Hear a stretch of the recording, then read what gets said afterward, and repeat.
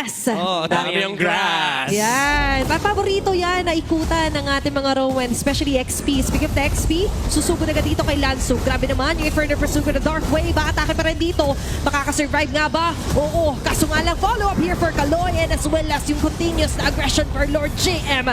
Mabibigyan nga lang siya ni Sean with a first blood pero hindi pa tapos. Lansu as well have a rather low HP left pero sa kabilang banda may invade naman sa jungle. Yeah, buy time lang na malala yung ginawa dito ni Lord JM. Ay! Naku, parang hindi pa item yata yun. Inabutan niya pa rin to si MP the King. Thirds of Sands activated. And mukhang makakapag-steal pa sila ng purple buff. Grabe naman nakuha ng AB Brin dun sa exchange na yun. Ito yung pasok na pasok sa keys to victory. Hyper-aggressive play mula sa AP Bren. Again, yung buy time ni X-Nova at ni Lord James sa taas, it forced out two important ults. Yung Hayabusa Shadow Kill and then yung Feathered Airstrike ni Farsa. Habang si James Banks, trabaho lang. Kinuha niya yung pagong, di pa siya nag-retry and tumiretso kagad sa purple kasi alam nila walang ulti yung Haya. At grabe naman yung dedication nila dito. Even committing the Raging Sandstorm just to get Kaloy out of the map. Parang Andy Games ngayon ang gusto ng AP Brin. They really want to maximize yung kadid na to para ma-push si MP the King. Sige, hindi na muna akong hihinga. Kasi sumusugod na naman sila dito. Forcing at Ugi Shadow Kill. MP the King. Ah! Stun and those going to be immobilized here. Grabe naman yung timing with the Starlum Beam dito ni Aqua. Yeah, by the way, isa sa mga bawal mong gawin yan, yung pag-Hayabusa ka, uuulti mo yung Baksha. Wag. Kasi roll nyo lang siya, gagamitin niya lang yung Baksha Shield Unity, and every single time, he will catch you right after the ulti. And unfortunately, may naka-layer na stun mula doon sa Kimi. AP, Bren, just total control in this early game. Yeah. Natiis lang yung basically yung mga shuriken. And this is what I was talking about yesterday, na grabe yung mastery sa pag-commit ng timing ng Starlum Beam ni Aqua sa Kimi. Kaya yun talaga yung pinakababatay mo. After the traction pulse, laging merong additional pa na layer dito si Aqua. At kakasabi ko pa nga lang din. Ngayon, mapapadash out and flicker committed para sa dalawang mid lane natin for Twisted. Ito yung yung pinag-uusapan natin kanina, yung double marksman setup, yung early aggression na pwedeng lumabas dito from AP Bren. In fact, to any team na hahawak nitong ganitong klaseng composition, especially with the Baksha, pwede kang humarap lang kasi hindi mo kailangan intindihin yung buhay ng Baksha kasi pipindutin niya lang yung ulti niya. Ang ganda, anti-collapse ng AP Bren. Right now, hindi din makalapit si Kaloy. Walang target na mapili yung Twisted Minds. Grabe no, kahit makalapit man lang, sisilip lang naman pre, ayaw nyo pa rin. At ayaw silang palaruin dito ng AP Bren. Even denying the jungle creeps dito sa kamay nila MP the King. And there's a huge formation kung sakali man. Pero mukhang disiplina muna at nagtatago dito. Traction pulse committed. Jumping in na rin dito agad sila X-Nova. Committing the Raging Sandstorm as well. Kaloy trying to run away. Magsasucceed naman. Pero ito na yata yung showtime para kila MP the King umaamba. Nandiyan pa rin naman yung Shadow. Pwede siyang bumalik. Pero mukhang hindi na muna babalik dyan ang Twisted Minds. Andy palo din kasi ito yung mga games na sana naglulita na lang ako eh. Ang daming projectile boy. Para at least may pansalag ka, no? Kasi parang hindi enough yung suntok natin. Dapat yung suntok nila binabarikan sa kanila eh. Kaso walang balik. Yun yung problema ngayon. Imagine mo, usually yung Khalid, talagang malaki yung lamang niyan sa early game versus sa Kalea. Pero because of the fact na ang laki ng advantage yung composition ng AP Bren, hindi natin maramdaman yung crowd control na meron sana si Kaloy to pick up heroes kasi ang daming susustain. Yung Baksha, okay lang mabuhat siya. Yung Poppy, good luck buhatin yan. Si X-Nova, pag binuhat mo, sasabay pa yan. Mag-quick Sandstorm, magpapahinga sa harap mo. At masasaya pa siya pag at the same time gusto nilang gumanti ng kill. At ngayon sila na yung tatayuhin ng AP Bren.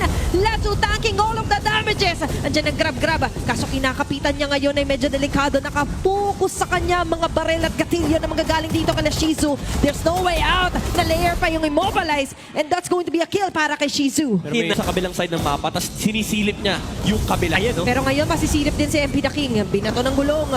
At hindi man lang makakahawak ng purple buff niya. Grabe yung pambubrus ko. At least sabi ko, brute force na naman ng way dito yung AP Bren. Alam nila yung win condition nila. In fairness, ginugutom nila yung Hayabusa ni MP the King. Yep.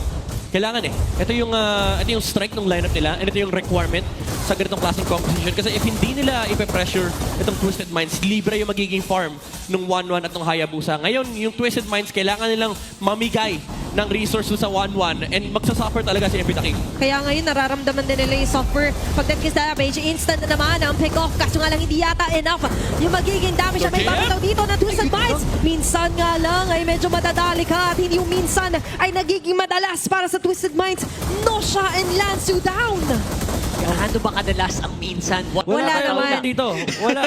Pero kailangan humugot ng isang matinding play dito ng Twisted Minds kasi sa ngayon, Lord na ang paglalabanan nila. Oy. And very crucial din ngayon yung positioning sa may balbas ng Lord.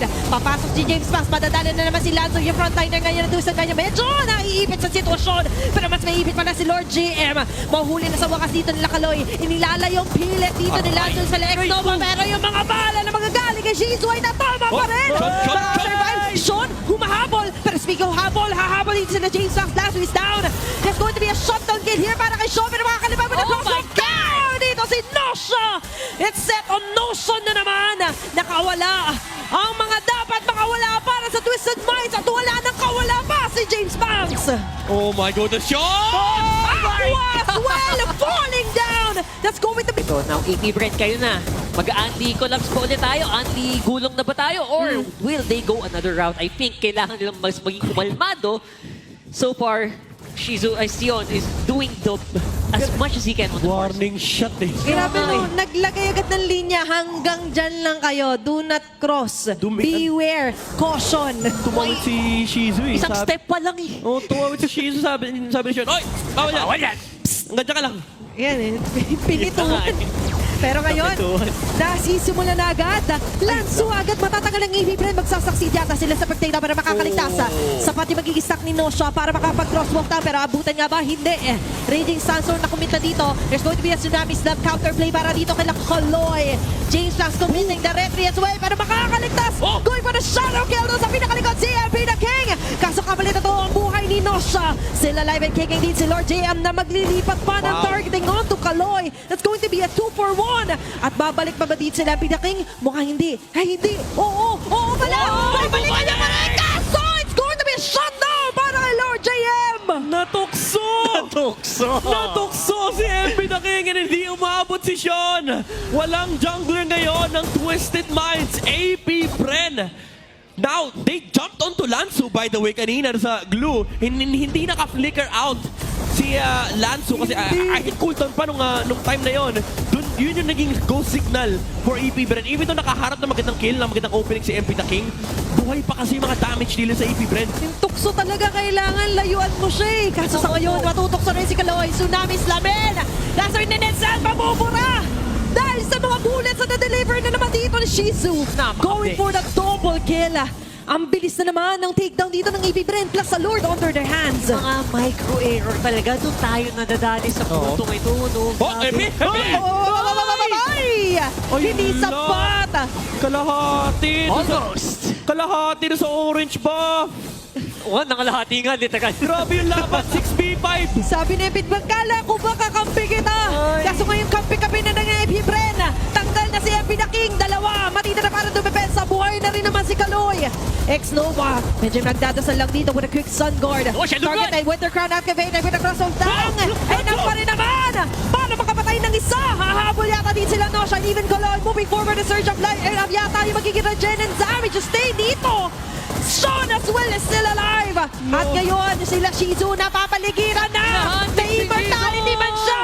Kaso marami nang nakabang sa kanya. Wow! What is happening? The jump from Lance, 3-man stun sa isang glue! Sa isang glue! Na ito talaga, bawal mo talaga sabihin sa Philippines na Ano ba? nakita mo ng lahat, men. Nakita na natin yung Uranus Flicker second skill. Ay, second skill Flicker. Ito, 3-man stun sa glue. Sa glue po ni Lance. Ganadong ganado. The trendsetter, Lanzu. Ay, Ang lala. grabe talaga. At ngayon, palalalain ng Twisted Minds sa sitwasyon para sa AP Bren. Of course, agad ang Winter Crown para dito kala James Banks. E pinakingan Lanzu, medyo mapapalalim. Pero yung paglalim nila ay magbubunga na isang magandang pick-off. Kaso kabilang banda, Lanzu magiging kapalit. Isa sa isang palitan natin. What the hell is this? Yung timing yung Raging Sandstorm ni X-Nova, kamuntikan si MP the King. Inabot siya nung stun. Grabe naman yung mga pindutan dito, men. Well, nagkatotoo yung sinabi nila kanina. They were looking for a pindutan. And nahanap tayo ng pindutan dito, mga kaibigan. And sobrang stocks din ng Winter Crown so far para sa AP because ang daming momentum ng Twisted Minds na talagang napapailing sila eh. Nababaliw na ako sa mga nakikita kong outplay. Ang dami. Kung pwede lang manood na lang din ako. Sarap manood. Ang dami, men eh. Yung mga outplays na ginagawa nila dito, yung alam mong may utak na pindot. Sobrang perfect ng timing, ang ganda ng target selection. So ngayon, for AP Bren, kahit paano, may sagot pa rin naman sila doon sa 1-1. Na-address pa rin nila yung crossbow tanks. Ang dami pa rin talaga sumasalon damage from the side of AP Bren. Lalo pat lalabas pa yung mga Blade Armor, yung mga Winter Crown. Pero yung mga counter set din ng Twisted Minds, yung shadow placements, yung stun ni Lanzu. Actually, yun yung pinaka-super important, no? Yung dalawang bagay na yun for Twisted Minds. Yung stun ni Lanzu, tsaka kung sino yung papatungan niya, lalo din sa next na Lord fight. Ang hirap ng trabaho kasi siya yung pinaka-main tank dito. Pag nawala siya, parang tapos eh. Yes. Di ba? So, hindi siya pwedeng basta-basta mag-save. Hindi naman kasi pwedeng si Kaloy ang pumoronta kasi he's still reserving the Tsunami Slam. And you're right to pointing out Lanzu. Kaso alam na rin niya ng AP Bren. Kaya committed din sila na somehow bawasan to si Lanzu. Hindi naman ko-commit si Lanzu kahit pag 1/4 na ng HP niya. Yeah, feeling ko nga number 1 target dito ng Twisted Minds, honestly, si X-Nova. Kailangan mamatay nito nga Khalid na to. Ang problema, Khalid yan. Kapag nabuhay yan, may Raging Sandstorm pala. Parang gatot kacha yan basically. Maka-imo pa. Tapos may imo pa, dalawang buhay. You have to take down this Khalid twice. And i-make sure na hindi siya makakapag-counter set. Siguro kahit yung Raging Sandstorm lang, matanggal lang nila. Pwede na yun eh, di ba? Minsan thrice pa nga kasi nag-Winter Crown bigla to eh. Oo. There's going to be an item swap pero sa ngayon punta muna tayo. Traction pull still. Ay wala masyado tatamaan. Pero ang bilis naman ng damage nila dito para sa Lord.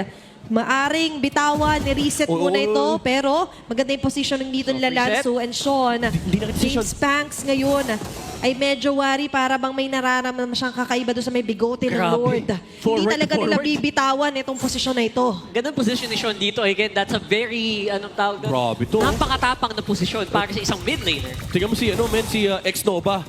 Pati yung kabilang river, chinecheck niya yung mga bush. Grabe, no? And that's Nalinis na. Sinimulan niya yung slow push. Siya na nag-slow push kasi sabi niya, may skateboard ako. ilang beses siya na kasi inulit, kaya siya na mismo nga gagawa ng aksyon. Pero yung aksyon ngayon para sa AP Bren ay medyo tatagilid ng alamin. Buta pa rin! The last bits of Feather Desert dito si Lord GM. Bawas ngayon ang Hive. Pero susunod pa rin dito si Let's Go with the Raging Sandstorm. Magkakaroon na magandang immobilization pero makakawala pa rin ng ulti siya. Dito si Epi na King. At yung crossbow tangay na tama dito na James ang next. Nova being taken down here. 2 members down para sa side ng Hive. At the Winter Company si Sean. Topping off the last bits of the Feather Desert Strike. Wow! What is this? High-level mechanics mula sa Twisted AP Bren. Palitan literal. Timingan na lang itong Winter Crown Midnight. X-Nova with an amazing Raging Sandstorm. Pero sabi ni Lanzu, guys, kita ko na naman yung tatlo. May stun na naman yung glue. And may snipe na naman mula kay Sean sa tindi. backside. Grabe ka na, Sean! The man of action para sa Twisted Minds. And now for AP Bren, aabot pa naman para sa depensa ilang mga members. Pero hindi nila abutan na mailigtas yung last bits of inhibitor turret sa gitna. Ang galing nila mag-maintain ng teamfight kasi isipin mo yun si Sean nakadalawang feathered airstrike na. Oo. Nagulat ako ba't lumipad ulit? Yeah. Tsaka, ang malupit dito, men, yung stick sila sa trabaho nila. Oo. Kahit ano mangyari, sabi nila, hindi ako tatakbo. Word Yung only. Lahat ng flicker papasok. Kahit sila siya sabi niya, hindi ako alis dito, Winter Crown, balik ulit sa trabaho. So I think yung gulat factor na yun also ginagamit talaga ng Twisted Minds to its full advantage. And dahil doon, meron silang Lord kayo na naglalakad doon sa taas. Yeah, ang genius ng approach nagsimula yung laban na yun kasi umalis si X-Nova sa Lord position kasi alam niya kaya niya mag-slow push. Pero nandun kagad yung punish mula kay Kaloy. Ang sabi nila, okay, wala yung problema natin na Khalid. Okay, Lord JM, ikaw na yung next na target ko Di ba maaga pa? Ang Ayan naging na, desisyon X-Nova! dito para sa Twisted Minds, si X-Nova na naman napupuruan, hindi na nga makakapag-reaching Sandstorm Man. Kasi madadali agad with a burst na magagaling dito sa Twisted Minds. Lord JM going in with a further pursuit. Pero sila yata yung i-pursue dito ng Twisted Minds, taking the head of Lord GM. Kapilang Hold up. banda naman si Lanzo magiging kapalit, pero okay lang kasi kukunin ng Twisted Minds ang